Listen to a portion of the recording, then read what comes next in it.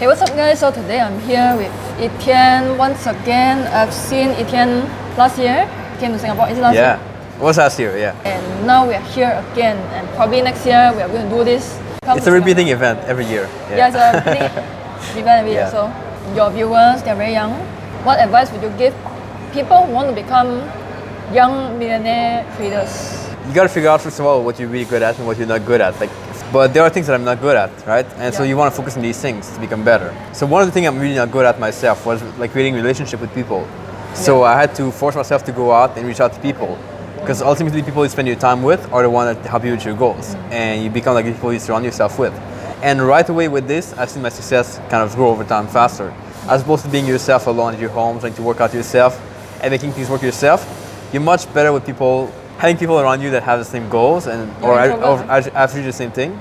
It's going to propel you to success pretty fast. So if you want to become millionaires, you have to hang out with billionaires. That's the short answer. If you want to become a millionaire, you should hang out with Billionaires. Billionaires. A lot of viewers, they always ask, I'm sure you get this question too. Like, if I am right here, how do I get people who are right here hang out with me? Well, here's the short answer. You got to provide value. So something of value to them. And for me, I can tell you how I did it. So for me, at first, I started a podcast. And on that podcast, I was providing them value by interviewing them on my podcast. They will get exposure to other people.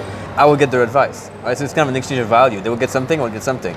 If you say, well, I want to start a podcast, well, like find a way to add value to them. And if you provide value to them, if you come in with the mindset of like, I want some help, but I want also to give you value, so we're both like win-win in that, then they're gonna probably say yes. And it's always a numbers game. Even on my podcast, most people said no. Like 50% said no, or they didn't reply. But the other 50% said yes. And then that's how you build over time. So it's a numbers game, plus you gotta add value to people. Like if you love Etienne a lot, and then you'll be like, can you please give me some money? Here's my PayPal link. Like, you want to learn from somebody you admire, ask them, how can I serve you? You stand up from other people. Yeah, absolutely. You have interviewed traders from all around the world. Yeah. Like, is there something in common between them? Like, what's the one contributing factor that helped them succeed in trading? If you had to sum up everything down to a few things, what are those few things? I'm gonna have 3 things. So first one is consistency. Right? Putting in the same action consistently. So doing the same thing all the time. It's the only way you're gonna get consistent result, like putting consistent action over time. Second one is gonna be adaptability. How do you adapt? Even on my podcast, like not everyone's gonna be successful long term. Some people, they go on my podcast, they're good traders at that time, but 6 months later, they're nowhere to be found. And that's because they didn't know how to adapt, how to change, how to evolve, how to improve their problem, how to solve their problems. And that's the big thing, so you wanna be able to adapt over time. The third thing is being able to be different. So focusing on what you know you should do, what you've seen the result yourself in, not what people say you should do, not what people say you should try and focus on. What you want to focus on, what you've seen the best result yourself, and being able to go against the majority. Like that's a big thing. Like you and I, we both go against what most people do. Most people watch TV all the time. We go against that. We do YouTube videos and stuff. And that's what you want to do. You want to go against other people and be comfortable with that. The other thing is that a lot of young traders, they get attracted to Forex trading is because they want to live the lifestyle. You know what I'm saying? Like then the sports car driving lifestyle. Like what would you say is the real Forex lifestyle that most people don't show you? So for me, my lifestyle is about traveling, seeing different places, being able to do what I want to do when I want to do it. That's part of the lifestyle. It doesn't have to be like fancy car and stuff, but it can be more freedom, that's for sure. That's something I'm all about. It's not about working 24/7 for sure. But at the same time, you have things that you have to work on. Like you have to do things that will give you the income at the end of the month. You cannot just say, oh, I'm taking the week off, because you won't have any income at the end of the week. So that's something you have to think about. How can you like combine freedom and hard work? Which is what people do all the time. We have to combine like free time, which might be like training, which might be going on vacation, traveling, to what do we need to do now to get the income. You have to do a lot of improvement all the time, improve your stuff, project improve what you do now, and the same thing at maintain your profit. That's what I see is the real lifestyle. So it's not the lifestyle where you just sit at the beach the whole day. No. Wake up to this beautiful view. I would probably never like stay at the beach all day because like it gets like every day gets boring. Somehow you get sunburned. So shorter term trading or longer term trading?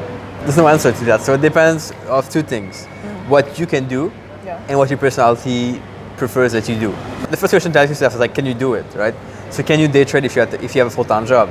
For most people, the answer is no. Then you look at your personality. Are you better a short-term trader or a long-term trader? You have to figure out what is best for me, for yourself, and you just do that. You have to go against what people tell you to do all the time, for sure. Manual trading or algo trading? I'm gonna be biased here because I just moved to algos recently. Okay. Like I strongly believe in the fact that there's a process into trading where you start with manual and you move slowly toward algo, if you want to do it. Now, some people won't be able to do it, and that's fine. You gotta be willing to learn how to trade first, and then you can start to code what you've done. If you want more freedom, definitely go for algos. If you want simplicity, go for manual. Because like you cannot be simple with algos. You have to code, you have to do the work. You might have to even pay people to work for to code the algos for you, and that's gonna take time. So it depends what you want to have.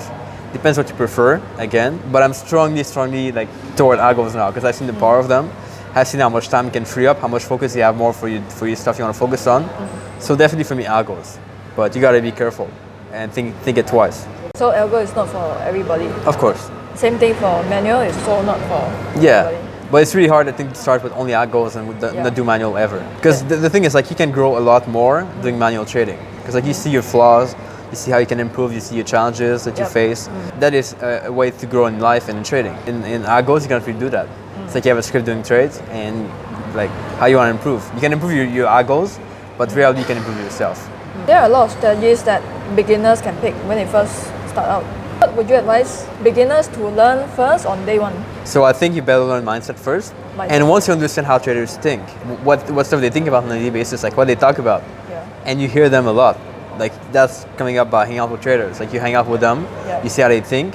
Once you get that, then it's gonna be faster than the strategies because like you know how to think, and you can execute better on the strategies. You can be more consistent on what you learn, and you can apply things better. So you start with the mindset, and then you learn strategies. What you learn is gonna depend on yourself.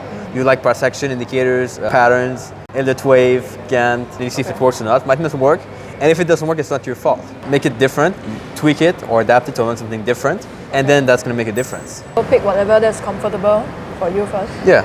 How do Wall Street traders trade differently from retail traders? So what I learned about like people in big institutions and stuff on Wall Street or whatever, in different streets, is that they have expectations that are completely different from retail traders. If they win 25% per year or even 20%, they're happy. Like last week with a trader in Sydney, and he said he earned like 2% last month. You know, super happy. Like for him, like 2%. For him, like big win, big success. And I said, well, okay, it kind of puts back expectation. I was like, this guy earns 3% a month, and he can like manage a big fund. Quite surprising, right? If you would do that yourself, you're gonna get the same result. So it kind of realigns your expectation of things. Plus, you get to learn that they don't feel bad because I have a loss. They feel like, okay, they don't feel bad because I had a losing week. They don't feel bad because the client lost money. For them, they all like put back things in perspective, in the right perspective. And that's what I think you should learn from them. Perspective, like a long-term perspective? Yeah, big picture view. Yeah, big picture, yeah. I think if you look at the wins and losses on a daily basis, you're doing something wrong. Better like take a step back, look at the big picture of like 5 months, 6 months, maybe a quarter if you want at the minimum. Yeah, I totally agree because I find that a lot of beginners, they have a very short-term view, then only to get burnt. All comes down to long-term view. Totally agree. There are a lot of traders who they're working 9 to 5 job and they want to go full-time. Yeah. What would you advise people who want to transition from a full-time job to full-time trading? Well, do you have the right, first of all, the right capital to do it? You have the right habits, the right strategies. And there's something I found to be quite accurate, which is like something I call the freedom number, right? You got to figure out how much money you need to not have a job. It's not about how much money you earn now, it's about how much money you need to live, like the minimum, right? And if you get that amount per month, you could do whatever you want. Travel, be in different countries, start a business if you want, do whatever you like. Agree. So, and then you want to kind of reverse that back. So from that amount, then you need to figure out, well, how much of my strategy is now earned and how much money I have in my account. So say you have like kind of like 10,000, right? And that's like a very low amount. Then the question is, you have like 2 strategies giving you 2% a month each, okay? Or like one strategy giving you 2%. And the question is how much of these you need to make your full freedom amount per month that you need. And the answer might be like you need 10 strategies, you need like 5. Or maybe they give you like 5% a month each or 10% a month, so you only need maybe 1 or 2. And then you want to figure out, so okay, I need 2 strategies to trade to get that amount per month, on average of course. So how can I develop 2 strategies? And then you work on those. And when you got those, then you have kind of pretty much what you need to go full time. So it's about kind of reverse engineering your amount that you need per month to live. and you just break it down like this to get your full amount. Withdrawing your profits or keeping it there to compound? It depends on your goal. My goal now is to kind of have my trading account as something I grow and grow more, because I don't need it to live right now. I have other streams of income coming in. So why not think it like an investment over time, of something you build over time? But if you're in a place where you only do trading now, or it's like your full income or your main income, then yeah, withdraw money, of course. I'll withdraw just a little bit if you can, to kind of have a reward when you perform well. So I would say like that, but it depends where you are, what you do.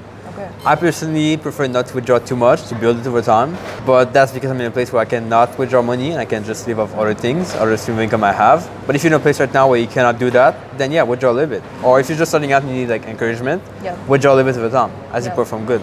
Like, is there a benchmark? How many percentage should you withdraw? I've performed well, 10% of the profit, take it out, and use it for whatever you want to use it for. Use a new camera, a new car if you want, something. Buy a plane, buy whatever you want. Buy plane, buy yacht, buy a house, buy a mansion. I think that your fans and followers don't know about you. Well, they're not big secrets, but I used to play piano quite a lot. I used to also sing quite a lot. I used to take like singing lesson a few years back. That's pretty much the best I can find. Piano player. Years back. We'll have Etienne sing next year, okay? Yeah. Promise that. So guys, I'll put all Etienne's details down in the description below, so you can go check it out. So with that, I'm Karen. This is Etienne. I'll talk to you in the next episode. Bye.